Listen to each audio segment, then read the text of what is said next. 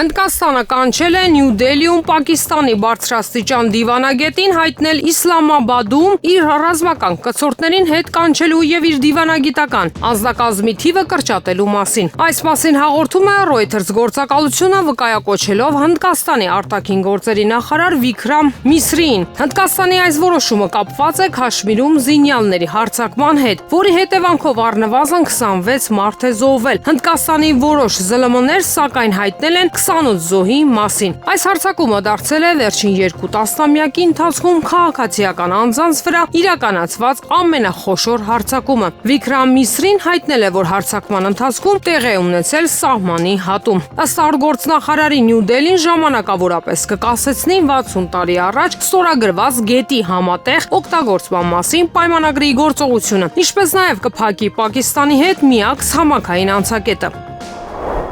ԱՄՆ նախագահ Դոնալդ Թրամփը հայտարարել է, որ մայիսին Սաուդյան Արաբիա կատարելիք այցից հետո հնարավոր է հանդիպում ունենա Ռուսաստանի Դաշնության նախագահ Վլադիմիր Պուտինի հետ։ Այս մասին նա ասել է Սպիտակ տանը լրագրողների հետ զրույցում։ Ես կհանդիպեմ նրա Պուտինի հետ, ասել է նա Օվալաձև աշխատասենյակում տեղի ունեցած հարցուպատասխանի ընթացքում, որի տեսանյութը տարածել է Forbes Breaking News-ը։ Թրամփին հարց են ուղղել, արդյոք այդ հանդիպումը տեղի կունենա Սաուդյան Արաբիայում հնարավոր է, բայց ամենայն հավանականությամբ ոչ, կարծում եմ ես նրա հետ կհանդիպեմ դրանից կարճ ժամանակ անց, ասել է ԱՄՆ նախագահ։ Սպիտակ տունը հայտնել էր, որ Թրամփը մայիսի 13-ից 16-ը կմեկնի Մերձավոր Արևելք, Սաուդյան Արաբիա, Կատար եւ Արաբական Միացյալ Էմիրություններ։ Ռուսաստանը գիշերը հրթիռներով եւ անօդաչու թռչող սարքերով զանգվածային հարվածներ է հասցրել Ուկրաինային։ Ըստ Կիևի իշխանությունների հարձակման հետևանքով զոհվել է 9 մարդ, ավելի քան 70 մարդ վիրավորվել, այս մասին հաղորդում է BBC-ն։ Հարվածի ենթարկված շենքի փլատակներում որոնողափրկարարական աշխատանքները դեռ շարունակվում են։ Ըստ Ուկրաինայի ներքին գործերի նախարարության հարվածի տակ են հայտնվել նաեւ Խարկովի, Դնեպրոպետրովսկի, Զապորոժիայի, Պոլտավայի, Խմելնիցկի, Սումի եւ Ժիտոմիրի մարզերը։ Խարկովի քաղաքապետը հայտնել է, որ ռուսական 24 գրոհների հետևանքով 1 մարդ հոսպիտալացվել է, քաղաքում վնասվել են բազմահարկ բնակելի շենքեր, պոլիկլինիկա, դպրոց, մասսավոր տնտեսություններ, արտադրամասեր։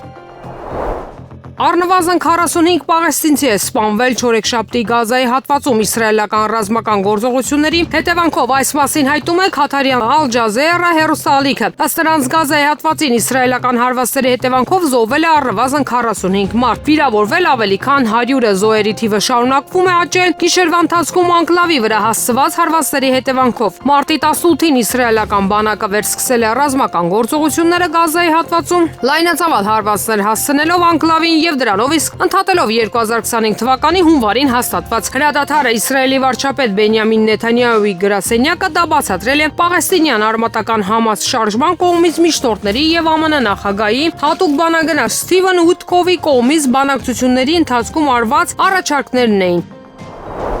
ԱՄՆ նախագահ Դոնալդ Թրամփը հայտարարել է, որ ԱՄՆ-ն եւ Չինաստանը առևտրային հարցերի շուրջ ամենօրյա կապի մեջ են։ Թրամփը Սպիտակ տանը պատասխանել է լրագրողների հարցերին, նրան հարցրել են, թե արդյոք Վաշինգտոնի եւ Պեկինի միջև ուղղակի շփումներ են եղել առևտրային հարցերի շուրջ։ Ամեն օր, ասել է նա։ Երեքշաբթի Թրամփը հայտարարել է, որ ԱՄՆ-ն կնվազեցնի Չինաստանից ապրանքների մաքսատուրքերը, բայց ամեն դեպքում մաքսատուրքերը զրոյական չեն լինի։ Չորեքշաբթին նա նշել է, որ սակագների նվազեցման ժամկետները կախված կլինեն Պեկինի գործողություններից։ Ամերիկացի առաջնորդը նաև ասել է, որ ԱՄՆ-ն ակտիվորեն բանակցում է Չինաստանի հետ երկկողմ առևտրի եւ մաքսատուրքերի շուրջ, եւ որ այդ երկխոսությունը լավ է ընթանում։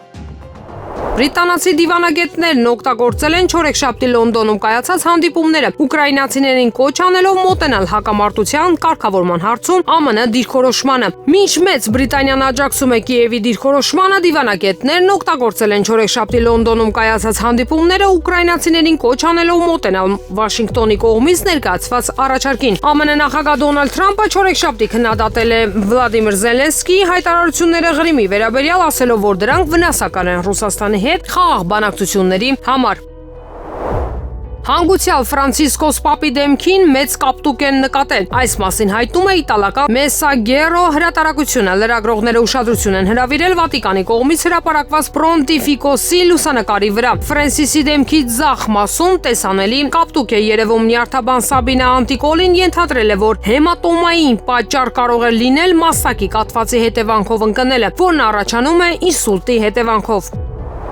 Ղրիմում 24 ժամվա ընթացքում երրորդ անգամ հայտարարվել է անօդաչու թռչող սարքի հարձակման սպառնալիքի մասին։ Այս մասին հաղորդվում է արտակարգ իրավիճակների նախարարության հավելվածում։ Շրջանի բնակիչներին կոչ է արվել զգոն լինել հնարավոր հարձակման ֆոնին։ Մինչ այս տարածաշրջանում անօդաչու թռչող սարքի հարձակման սպառնալիքի մասին հայտարարվել էր ապրիլի 23-ի առավոտյան եւ լույս 24-ի գիշերը։ Ապրիլի 15-ին Ռուսաստանի Դաշնության հակաօդային պաշտպանության ուժերը Ղրիմի երկնքում խոսել են ուկրաինական անօդաչու թռչող սարք։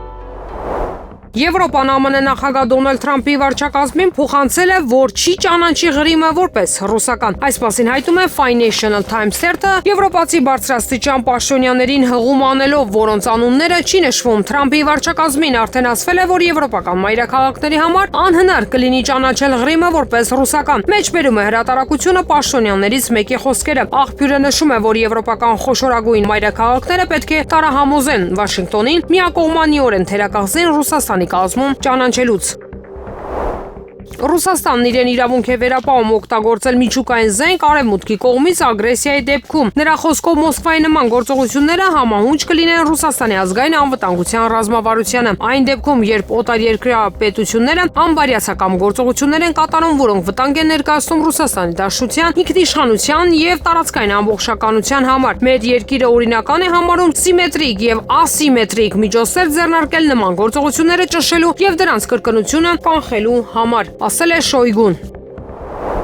Ֆրանսիական օտարերկրյա լեգիոնի պաշտոնաթող գեներալ Դոմինիկ Դելավարդը հայտարարել է, որ Ուկրաինայում խաղաղությունը կհաստատվի մինչև 2025 թվականի վերջ Ռուսաստանի Դաշնության հարկադրանքի միջոցով։ Կարծում եմ, որ մինչև Սուրբ Ծնունդ մենք խաղաղություն կունենանք, բայց այդ խաղաղությունը ձեռք կբերվի զենքի ուժով մարտի դաշտում եւ Ուկրաինային անվերապարտադրանքով, ընդգծել է նա։ Միաժամանակ նա նշել է, որ հաշտության պայմանագիրը թելադրվելու է ռուսական պայմաններով։ Գեներալի խոսքով Ռուսաստանը կշարժվի մինչև իր 4 նոր շրջաններ եւ հնարավոր է Օդեսայի սահմանները։ Նա նշել է, որ Օդեսան նախնականորեն ռուսական քաղաք է եւ անհրաժեշտ է Ռուսաստան մերձ Դնեստրի հետ միավորելու եւ Ուկրաինային դեպի Սև ծով ելքից զրկելու համար։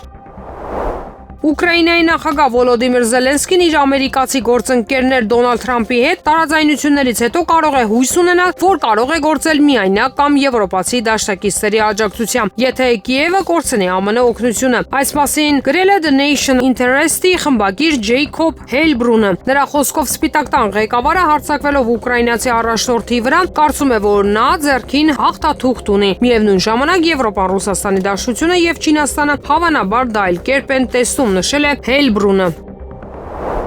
Սիրելի ժողովուրդ, Հայաստանի Հանրապետության սիրելի քաղաքացիներ, այսօր մենք ոգեկոչում ենք Մեծ Եղեռնի հայոց ցեղասպանության անմեղ զոհերի հիշատակը, ովքեր զոհ գնացին 1915 թվականից ահագնացած կոտորածներին եւ զանգվածային տեղահանություններին։ Այս մասին գրել է վարչապետ Նիկոլ Փաշինյանը։ Օսմանյան կայսրության գոյության վերջին շրջանում տեղի ունեցած այդ իրադարձությունները խորը հետք են թողել յուրաքանչյուր հայի հոգու եւ գիտակցության մեջ։ Հայաստանի շատ քաղաքացիների համար ցեղասպանությունը ոչ միայն ազգային, այլև ընտանեկան ողբերգություն է։ Այս ողբերգությունը վերապրելը վերջին ավելի քան 1 դարյա մեր ազգային օրակարգի առանցքային հարցերից է։ Անկախ նրանից, թե որքանով է ձևակերպված եղել որպես այդպիսին, այս օրակարգի շուրջ կառավարության եւ անձամբի մտորումներն ու մտածումները հանգնում են հետեւյալին՝ զարգացած ինքնիշխան անվտանգ, այսինքն սահմանազատված եւ սահմանագծված սահմաններով Հայաստանի Հանրապետությունն է Մեծ Եղեռնի ողբերգությունը վերապրելու միջոցը մեր ժողովրդի բոլոր զոհություններին եւ զոհերին մեր հավատարմության առավատչյան։ Պետություն եւ պետական շահեր Հայաստանի Հանրապետություն միջազգայինորեն ճանաչված տարածքով հարևանների հետ կարգավորված հարաբերություններով, բայց սահմաններով խաղաղություն, աշխատանք, բարեկեցություն, ազատ եւ պաշտպանված քաղաքացի։ Ահա թե ինչ ովքեր եւ ինչպես պիտի վարպայեն Մեծ Եղեռնի զոհերի հիշատակը։ Ահա թե ինչպես պետք է վերապրենք Մեծ Եղեռնի ողբերգությունը։ Սիրելի ժողովուրդ, Հայաստանի Հանրապետության սիրելի քաղաքացիներ, մենք գնում ենք այս ճանապարհով, որովհետեւ այսպես ենք վերցանում այն ուղերձը, որ մեզ հղում է պատմությունը։ Այսպես ենք վերցանում ձեզանից յուրաքանչյուրի Հայաստանի Հանրապետության յուրաքանչյուր քաղաքացու սրտի տրոփյունը, որ չի հեռարձակվում ոչ մի հեռուստատեսությամբ, չի արտահայտվում ոչ մի սոցիալական ցանցում, բայց լսելի է ձեր քվեով Հայաստանի Հանրապետությունում ձևավորված կառավարող մեծամասնությանը լսելի է անձամբ ինձ։ Այս ճանապարհով գնալը լավատեսության կամ հոռետեսության հարց չէ, այլ առաքելության ապահովելու Հայաստանի Հանրապետության մեր հայրենիք պետության հարատևությունը եւ անցնելով դաժան փորձությունների ու ողբերգությունների միջով մենք վաստակել ենք այդ հնարավորությունը եւ այդ հնարավորությունը բաց պիտի չթողնվի։ Ու համոզված եմ մենք ժողովուրդն ու նրան դրած կառավարող թիմը բաց չենք թողնի այս հնարավորությունը հանուն մեր նահատակների եւ հանուն մեր սերունդների։ Փառք նահատակներին եւ կեցե Հայաստանի Հանրապետությունը։ Հայաստանի քաղաքական էլիտան վարչապետ Նիկոլ Փաշինյանի գլխավորությամբ այսօր ապրիլի 24-ին այցելել են Հայոց ցեղասպանության զոհերի հիշատակի հուշահամալիր։ Նրան ուղեկցում են ազգային ժողովի նախագահ Ալեն Սիմոնյանը, Հայաստանի Հանրապետության նախագահ Վահագն Խաչատուրյանը։ Այստեղ են կառավարության բոլոր անդամները, նշենք, որ քաղաքացիներին թույլ չեն տալիս այցելել հուշահամալիր, քանի դեռ բարձրաստիճան իշխանավորներն այնտեղ են։ Նիկոլ Ալիևի կողմից Արցախի դրոշը ոտքի տակ գցելը չի դատապարտում, բայց Ադրբեջանի դրոշ այրումը հայ երիտասարդների կողմից դատապարտում է։ Գրել է Հայաստանի Հանրապետական կուսակցության անդամ Էդուարդ Շարմազանովը, թե բացադրանք է հարևան երկրի դրոշ այրելը։ Կարելի է տարբեր կարծիքներ ունենալ դրոշ այրելու վերաբերյալ, բայց ապրիլի 24-ին կարևորը Նիկոլի համար ոչ թե Ադրբեջանի կողմից Արցախի օկուպացիան է, Հայաստանի 240 կիլոմետր գրավումը խաղաղ բնակավայրերի վրա, գիշերային կրակոցները, Թուրքիայի ժխտողական քաղաքականությունը, այլ Ադրբեջանի եւ Թուրքիայի դրոշների այրումը սադրանք անվանելը։ Մի ամբողջ 140,000 արցախահայություն Ադրբեջանի ցեղասպան քաղաքականության հետևանքով բռնի տեղանվելն է, դրանից ինչու չես խոսում։ Ադրբեջանը պղծում է հայկական հետն Արցախում, դրանից ինչու չես խոսում, որովհետեւ Ալիևը վախդ բռնել է ու քթիցդ բռնած հրահանգներ է իջեցնում։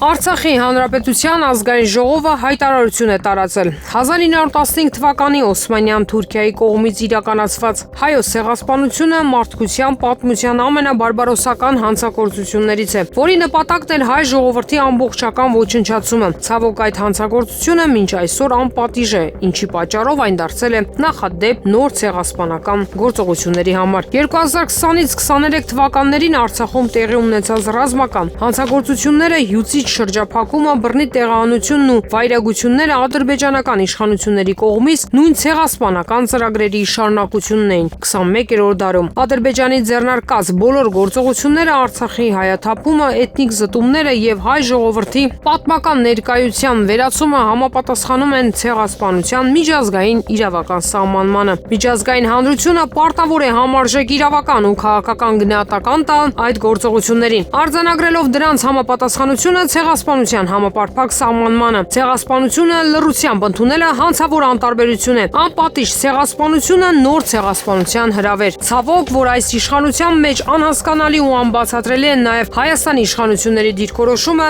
ցեղասպանության դատապարտումը եւ մեղավորին պատասխանատվության կանչելը։ Հետագա ցեղասպանությունների կանխման գրավականներից են, որոնք իհարկե չեն փոխարինում պետության պարտադիր ուժեղ անվտանգության համակարգին եւ հեռատես ներքին ու արտաքին քաղաքականությանը։ Հայոց ցեղասպանության 110-րդ տարելիցը նաև աշխարհասփյուր հայության հավաքական կամքի արտահայտության հնարավորությունն է հանուն անվտանգ ու ապահով ապագայի եւ ի հիշատակ մեր նահատակված նախնիների։ Մենք հիշում, հարգում եւ պարտավոր ենք երբեք չմոռանալ բռնությամբ, ցավով եւ անասելի տառապանքով ցեղասպանության զոհ դարձած մեր հայրենակիցներին։ Մեր հիշողության մեջ նրանք ապրում են ու մեզ ուժ են տալիս պայքարելու ճշմարտության, արդարության եւ մարդկային արժանապատվության համար, հավերժ փառք ու խոնարհում, հավատի ու հայրենիքի համար բոլոր նահատակներին, ասվում է հայտարարությունում։ BRICS-ի շրջանակներում հնարավոր է միջազգային քրեական դատարանի այլընտրանքի ստեղծում, հայտարարել է Ռուսաստանի անվտանգության խորհրդի փոխնախագահ Դմիտրի Մեդվեդևը։ Միանգամայն հնարավոր է թվում միջազգային իրավական մարմնի ստեղծման հայեցակարգի մշակումը, որն այլընտրանք է Հագայի քրեական դատարանին, ասել է նա։ Մեդվեդևի խոսքով BRICS-ի նոր դատական մարմինը կհաստատել միավորման անդամ երկրների ձգտումը անշեղորեն հետևել ՄԱԿ-ի կանոնադրության սկզբունքներին։ Խոսքը ինքնիշխան պետությունների ղեկավարների օտարերկրյա իրավասությունից անձեռնմխելիության եւ պետությունների ներքին գործերին միջամտելու արգելքի սկզբունքների մասին է։ Քաղաքական գործիչն ընդգծել է, որ արդարության ձգտումը եւ աշխարհի ուժեղներին հանցագործությունների համար պատասխանատվության ենթարկելու ցանկությունը գաղափար է, որը միշտ միավորել է մարդկանց։ Իսկ այժմ եղանակի մասին։ Եղանակի տաքացումը կշարունակվի, բայց ապրիլի 20-ից օրվա ընթացքում մի պահ գարնանային կարճատև անձրևներ կլինեն։ Երևանում ապրիլի 19-ին սպասվում է առանց տեղումների եղանակ, ապրիլի 20-ին 23-ին օրվա ընթացքում սպասվում է կարճատև անձրև եւ ամպրոպ։ Մարզերում ապրիլի 19-ին սպասվում է առանց տեղումների եղանակ, ապրիլի 20-ին 23-ին առանձին շրջաններում սպասվում է կարճատև անձրև եւ ամպրոպ։ Քամին արևմտյան հատվածում 2-ից 5 մետր վարկյան արագությամբ։ Ապրիլի 21-ին 23-ին առանձին վայրերում սպասվում է քամուշ գնացուն 14-ից 17 մետր/վայրկյան արագությամբ։